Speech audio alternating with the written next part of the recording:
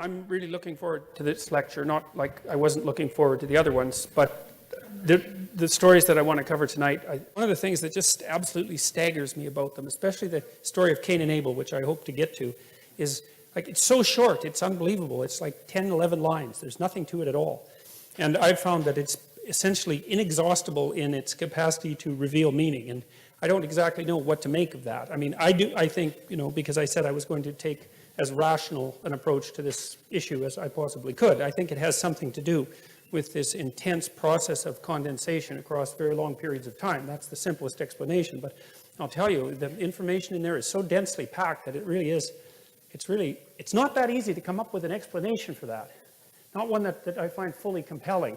I mean, I do think that the really old stories, and we've been covering the really archaic stories in the Bible so far, I think that one of the things that you can be virtually certain about is that everything about them that was memorable was remembered, right? And so in some sense, and this is kind of like the idea of Richard Dawkins' ideas of memes, which is often why I thought that Richard Dawkins, if he was a little bit more mystically inclined, he would have become Carl Jung, because their theories are unbelievably similar. The similar of meme and the similar of the idea of archetype of the collective unconscious are very, very similar ideas, except the Jungian idea is far more profound in my estimation. Well, it just is. It's just, because Dawkins tended to think of meme as sort of like a mind worm, something that would infest a mind and maybe multiple minds, but he never really I don't think he really ever took the idea with the seriousness it deserved. And I did hear him actually make a joke with Sam Harris the last time they talked about the fact that there was some possibility that the production of memes, say religious memes, could alter evolutionary history, and they both avoided that topic instantly. They had a big laugh about it and then decided they weren't going to go down that road, and so that was quite interesting to me. But the density of these stories, I do really think still is a mystery. It certainly has something to do with their impossibility to be forgotten. And that's actually something that could be tested empirically. I don't know if anybody has ever done that, because you could tell naive people two stories even equal length, right? One that had an archetypal theme and the other that didn't, and then wait 3 months and see which ones people remembered better. It'd be a relatively straightforward thing to test. I haven't tested it, but maybe I will at some point. But anyways, that's all to say that I'm very excited about this lecture, because I get an opportunity to go over the story of Adam and Eve and the story of Cain and Abel, and I hope we manage both of those today, and maybe we'll get to the story of Noah and the Tower of Babel as well, but I wouldn't count on it. Not at the rate we've been progressing, but that's okay. That's no problem. There's no sense rushing this.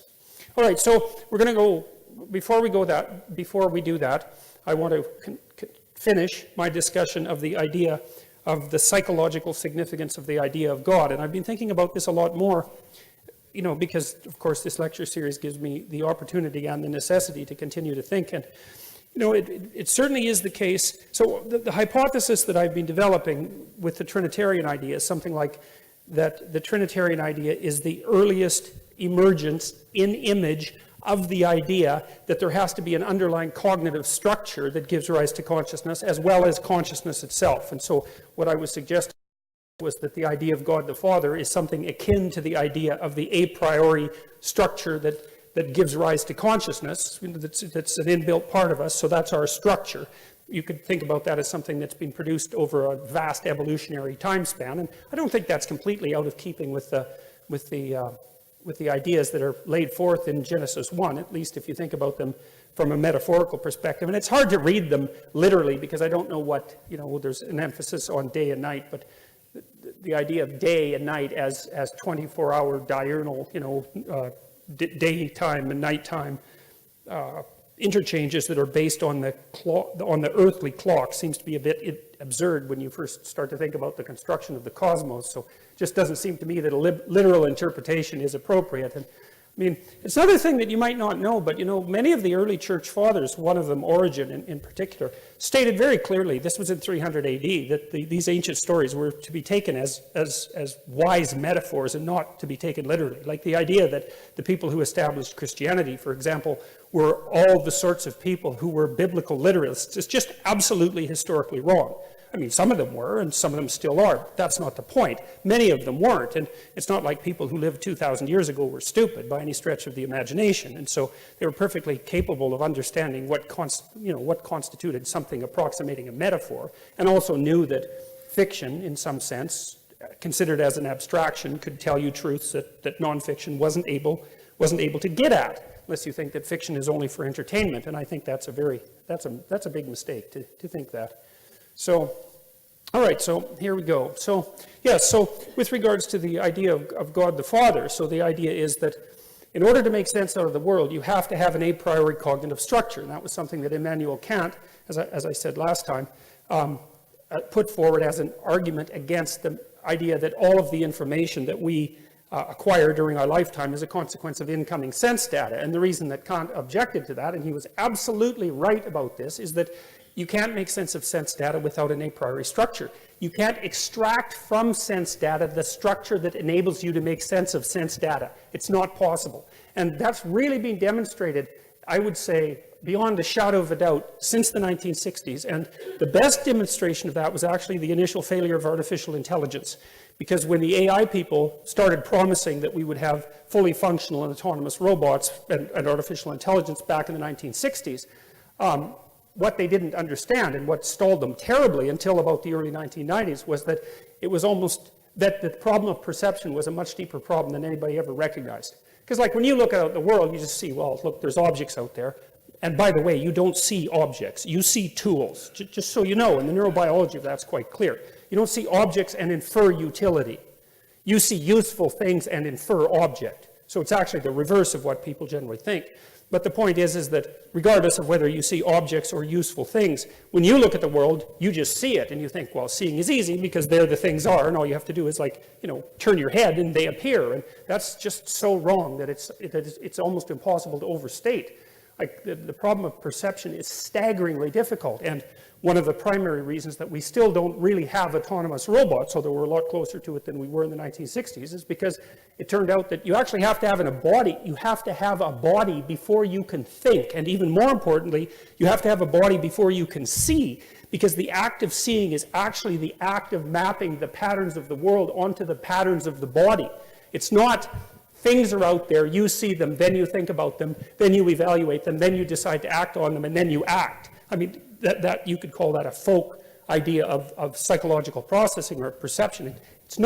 That is not how it works. Like your eyes, for example, one of the things they do is map right onto your spinal cord, for example. They map right onto your emotional system. So it's actually possible, for example, for people to be blind and still be able to detect facial expressions, which is to say for someone who's cortically blind, so they've had their visual cortex destroyed often by a stroke, they'll tell you that they can't see anything, but they can guess which hand you put up if you ask them to, and if you flash them pictures of angry or fearful faces, they show skin conductance responses to the more emotion-laden faces, and it's because imagine that the world is made out of patterns, which it is, and then imagine that those patterns are transmitted to you electromagnetically, through light, and then imagine that the pattern is duplicated on the retina, and then that pattern is propagated along the optic nerve, and then the pattern is distributed throughout your brain, and some of that pattern makes up what you call conscious vision, but other parts of it just activate your body. And so, for example, when I look at this, whatever it is, bottle, that's the word. When I look at it, especially with intent in mind, as soon as I look at it, the pattern of the bottle activates the gripping mechanism of my hand, and part of the action of the act of perception is to adjust my bodily posture, including my hand grip, to be of the optimal size to pick that up. And it's not that I see the bottle and then think about how to move my hand. That's too slow. It's that I use my motor cortex to perceive the bottle, and that's actually somewhat independent of actually seeing the bottle as a conscious experience. So, anyways, the reason that I'm telling you all of that, and there's much more about that can be told. Rodney Brooks, he's someone to know about. He's a robotics engineer who worked in the 1990s, and he invented the Roomba, among many other things. So he's a real genius, that guy. And Brooks was one of the first people to really point out that to be able to have a machine that perceived well enough to work in the world, that you had to give it a body, and that the perception would actually be built from the body up rather than from the abstract cognitive perceptions down. And so, well, that turned out to be the case. And Brooks built all sorts of weird little machines in the 1990s that didn't even really have any central brain, but they could do things like run away from light. And so they could perceive light, but their perception was the act of running away from light. And so perception is very, very, very tightly tied to action in ways that people don't normally perceive.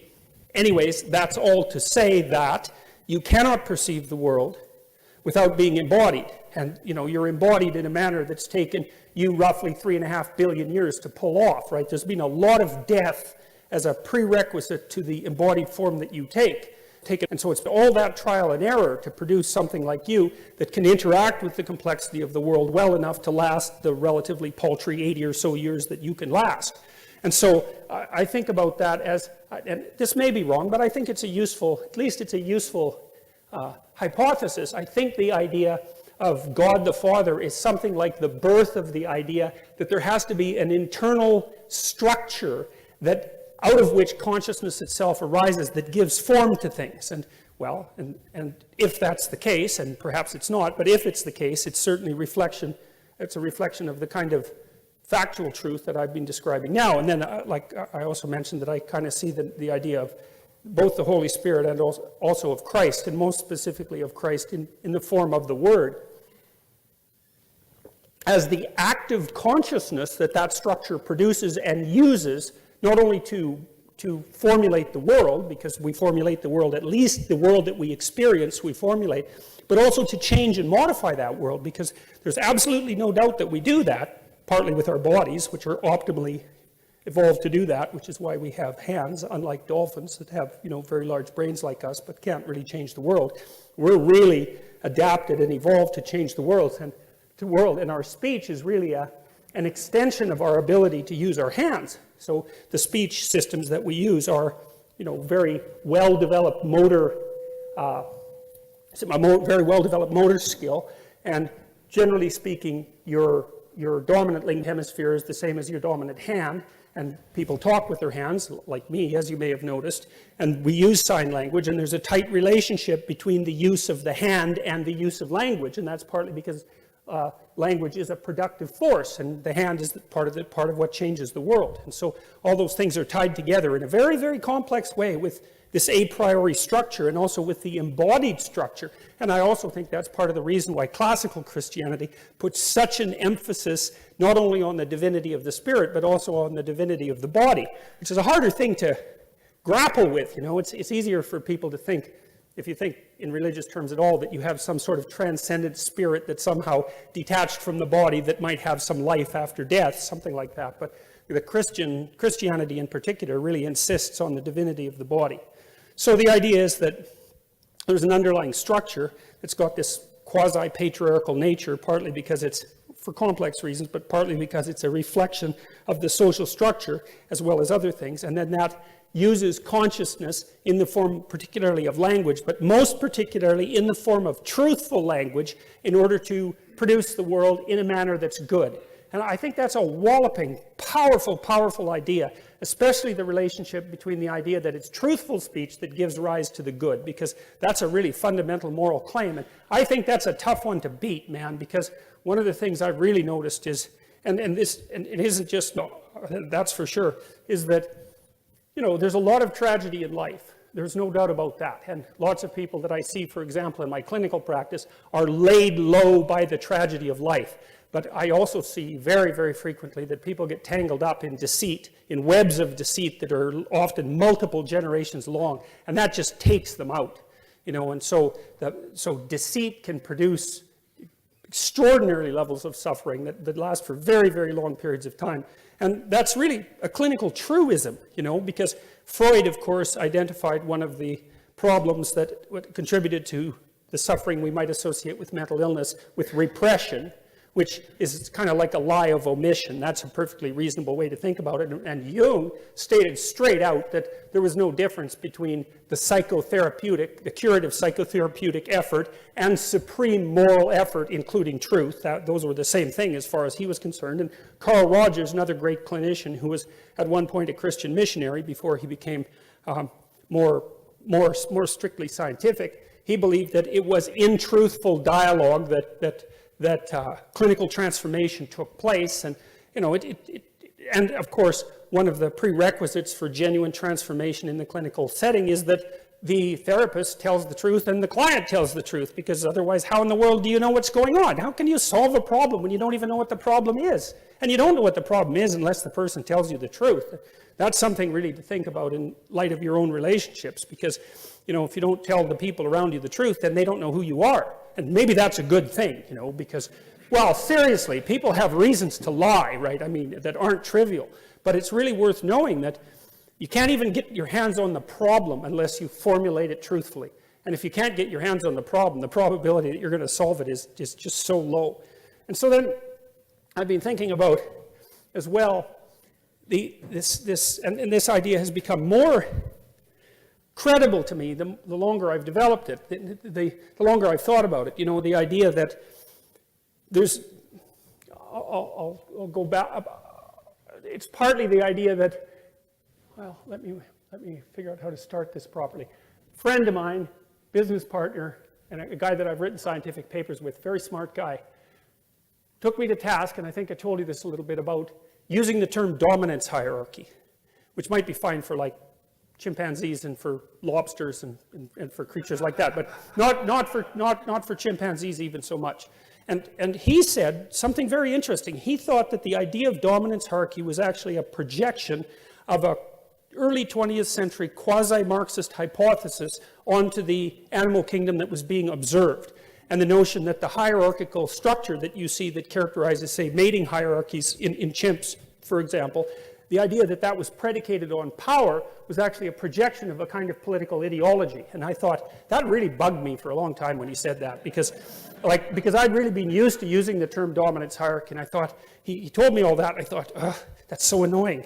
It's so annoying, because it might be right, and it took me months to think about it. And then I was also reading Franz de Waal at the same time, and he's a primatologist, and also Jack Panksepp, who's a brilliant affective neuroscientist who unfortunately just died. He wrote a great book called Affective Neuroscience, and for rats to play, they have to play fair or they won't play with each other. And that's a staggering discovery, right? Because anything that helps instantiate the emergence of ethical behavior in animals and that associates it with an evolutionary process, which is essentially what Panksepp was doing, gives credence to the notion that the ethics that guide us are not mere sociological epiphenomenal constructs. They're deeply rooted. If rats, and they're rats for God's sake, you can't trust them, and they still play fair, And de Waal noticed that the chimp troops that he studied, it wasn't the barbaric chimp that ruled with an iron fist that was the successful ruler, because he kept getting torn to shreds by the compatriots that he ignored and stomped on. As soon as he showed some weakness, they'd just tear him into pieces. The chimp leaders that were stable, that had a stable kingdom, let's say, were very reciprocal in terms of their interactions with their friends, and chimps have friends, and they actually last for a very long time, chimp friendships, and they were also very reciprocal in their interactions with the females and with the infants. And I thought, Franz de Waal is a very smart guy. And I thought that was also foundational science, because it's really something to note that the attributes that give rise to dominance in a male dominance hierarchy, sorry to use that word, let's call it authority, that might be better, or even shudder competence, which I think is a better way of thinking about it, is that that's not predicated purely on anything that's as simple as brute power. And I think, too, I think as well that the idea, and this is a deeply devious and dangerous political idea in my estimation, the idea that male hierarchies are fundamentally predicated on power in a law-abiding society, I think all you have to do is think about that for like a month, say, which isn't that long, to understand how absurd that is, because most people who are in positions of authority, let's say, are just as hemmed in by ethical responsibility, or even more so, than people at the other levels of the hierarchy. And we know this even in the managerial literature, because we know, generally speaking, that managers are more stressed by their subordinates than the subordinates are stressed by their managers. And that's not surprising. You want to be responsible for like 200 people? You really want that? That's hard work, man. And I mean, I know it's a pain to have a boss because you have to care about what the boss thinks. And maybe the person is arbitrary, in which case they're not going to be particularly successful. But it's no joke to be responsible for 200 people. And you have to behave very carefully when you're in a position of responsibility and authority like that, because you will get called out if you make mistakes constantly. So it's not like because you have a position that's higher up in the hierarchy that you're less constrained by ethical necessity. Now, if you're a psychopath, well, that's a whole different story, but psychopaths have to move pretty rapidly from hierarchy to hierarchy, right? Because they get found out quite quickly. And as soon as their reputation is shattered, then they can't get away with their shenanigans anymore. So, okay, so all of this is to say that there is something very interesting about the pattern of behavior. So imagine that sexual selection is working something like this, and we know that sexual selection is a very, very, very, very powerful biological force, even though biologists ignored it for almost 100 years after Charles Darwin originally wrote about it, thinking mostly about natural selection. They didn't like the idea of sexual selection because it tended to introduce the notion of mind into the process of evolution, because it deals with choice. But so imagine on the one hand that you have a male hierarchy. We know that the men at the top of the hierarchy are much more likely to be reproductively successful than the men at the bottom. That's particularly true of men. So you have twice as many female ancestors as you have male ancestors. I'm not going to do the math, and I know it doesn't sound plausible, but you could look it up and figure it out. It's perfectly reasonable fact that it actually happens to be true. So you have twice as many female ancestors because females are twice as likely on average to leave offspring as men. Now what happens is any man who does reproduce tends to reproduce more than once, but a bunch of them reproduce 0. Whereas, so it would be the average man who reproduces has 2 children, and the average man who doesn't reproduce has 0, obviously, and the average woman who reproduces has 1 child. So that means that there's twice as many females in your line as there is males. So that's a big deal. And so imagine that it works something like this. So the men elect the competent men who are admired and who are I can't say dominant, who are given positions of authority and respect. Let's put it that way. And it's like an election. Now, it could be an actual democratic election, but it's at least an election of consensus, or it's at least an election of, well, we're not going to kill him for now, which is also a form of election, right? It's a form of tolerance, So, and then what happens is the women, for their part, peel from the top of the male hierarchy. And so you've got 2 factors that are driving human sexual selection across vast stretches of evolutionary time. One is the election of men by men to positions where they're much more likely to reproduce. And the second is the tendency of women to peel off the top of male dominance hierarchies, which is extraordinarily well established cross-culturally. Even if you flatten out the socioeconomic disparity, say, between men and women, like they've done in Scandinavia, you don't reduce the tendency of women to peel off the top of the male hierarchy by much. And why would you? I mean, women are smart. Why in the world wouldn't they go why wouldn't they strive to make relationships with men who are relatively successful? And why wouldn't they let the men themselves define how that constitutes success? It makes sense. Like, if you want to figure out who the best man is, why not let the men compete, and let the man who wins, whatever the competition is the best man by definition. How else would you define it? So, okay, so why am I telling you all that? Well, the reason is because it seems to me that there's been this complex interplay across human evolution between the election of the male dominance hierarchy and sexual success. And that's a big deal if it's true. It could be, because what would happen, you see, is that as men evolved, they would evolve to be better and better at climbing up the male hierarchy, because the ones who weren't good at that wouldn't reproduce. So obviously that's going to happen. But then it wouldn't just be a hierarchy, because there's a whole bunch of different hierarchies. And so then you might say, well, are there commonalities across hierarchies? That's a reasonable thing to propose. I mean, they're not completely opposed to one another, at least. If you're relatively more successful in one hierarchy, then it's more probable that you'll be successful in another. And that's actually a really good definition of general intelligence, or IQ, and that's actually one of the things that women select men for. Now, men also select women for that, but the selection pressure is even higher from women to men. And general IQ is one of the things that propels you up across dominance hierarchies because it's a general problem-solving mechanism. And the other thing that seems to do that to some degree is conscientiousness. And there's also some evidence that women prefer conscientious men.